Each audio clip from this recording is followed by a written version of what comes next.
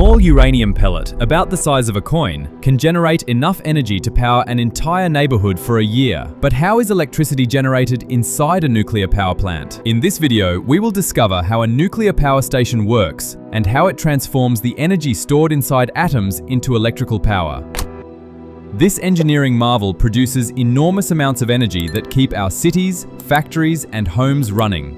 But it was not until 1938 that scientists Lise Meitner and Otto Hahn made a decisive breakthrough: the discovery of nuclear fission, a process in which the nucleus of a uranium atom splits into two smaller parts and releases an enormous amount of energy. That discovery revealed that the nucleus of an atom contained enough power to transform the world. To generate electricity, nuclear power plants use small pellets of uranium-235 as fuel, an extremely powerful material. A single pellet, about the size of a coin, can produce the same amount of energy as 88 tons of coal. It is a remarkable demonstration of the incredible power stored inside the atomic nucleus. These pellets are carefully loaded into long metal tubes, about 20 inches in length, made from a special zirconium alloy. This is not just any metal. It is engineered to withstand extreme temperatures, endure intense pressure, and resist corrosion even in some of the harshest operating conditions. Once sealed, the rods are grouped into precisely organized assemblies known as fuel bundles. These bundles are arranged like blocks inside the reactor, forming its core, the true heart of the nuclear power plant. Each fuel bundle can generate up to 1 million kilowatt-hours of electricity, an enormous amount of energy capable of supplying thousands of homes for weeks. The Bruce Power Nuclear Generating Station is one of the largest nuclear power plants in the world. Located on the shore of Lake Huron in Canada, this massive facility covers more than 3.5 square miles, an area equal to more than 1,000 football fields. Inside, 8 powerful CANDU nuclear reactors operate continuously. This Canadian design is highly efficient and widely recognized for its reliability. Each reactor can generate more than 750 megawatts of electricity, enough to supply power to millions of people. Altogether, the station produces nearly 6,400 megawatts, representing close to 30% of all the electricity consumed by the province of Ontario. The uranium-filled nuclear fuel is carefully protected behind more than 6.5 feet of reinforced concrete, forming a solid barrier designed to withstand severe emergencies.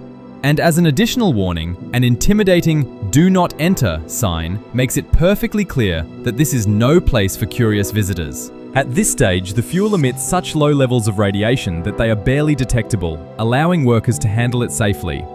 But to bring the reactor to life, the uranium fuel bundles must be positioned with millimeter-level precision inside the reactor core, an imposing metal structure filled with perfectly aligned openings.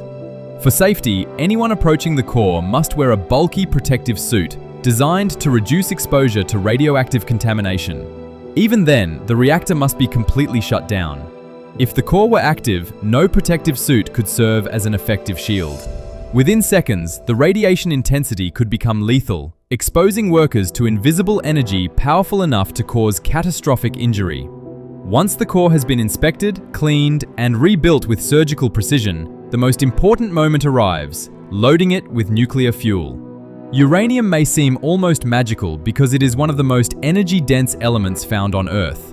Each of the reactor's 480 pressure tubes can hold up to 12 fuel bundles, creating a total of 5,760 bundles arranged in exact alignment. When every bundle is locked into position, like a component in a gigantic, silent machine, the real process begins. Inside the fuel, something extraordinary takes place. Some uranium atoms are naturally unstable, almost as if they are constantly balanced on the edge of a microscopic explosion. When one of these atoms is struck by a particle, it becomes excited and begins releasing neutrons at tremendous speed, firing them in every direction like tiny subatomic bullets.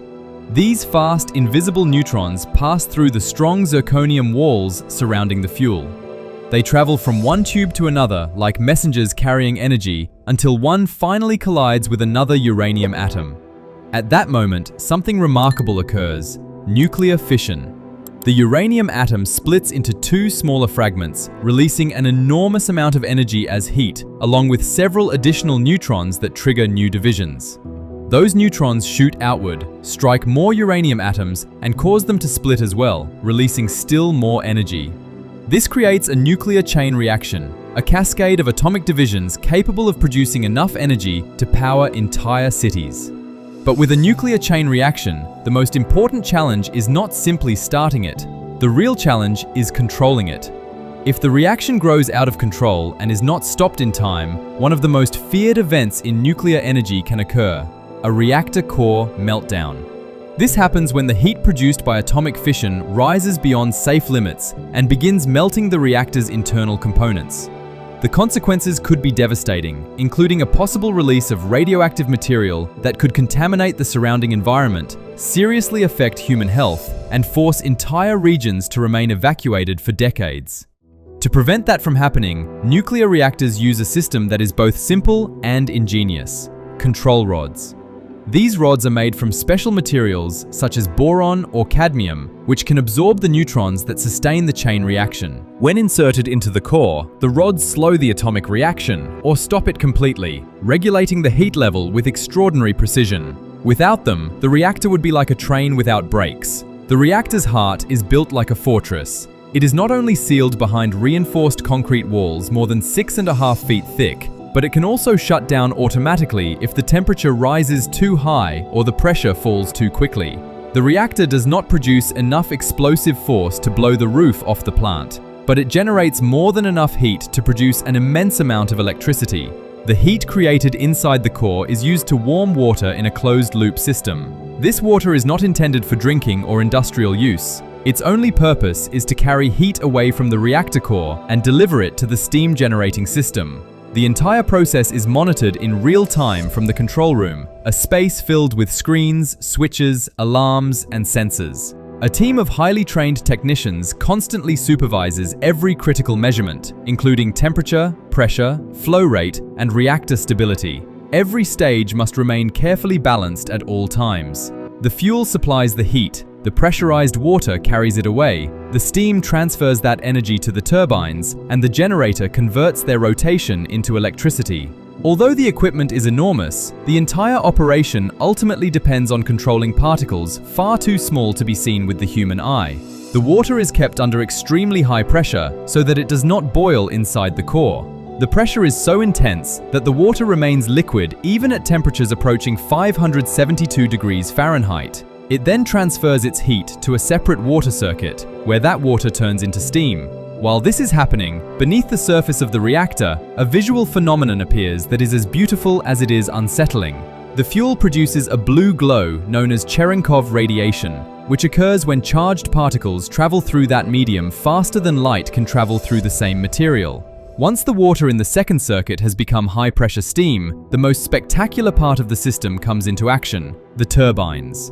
These gigantic machines are housed inside a turbine hall roughly 1,300 feet long and nearly 20 stories high. The dense, fast-moving steam slams into the turbine blades, forcing them to spin at an astonishing 1,800 revolutions per minute.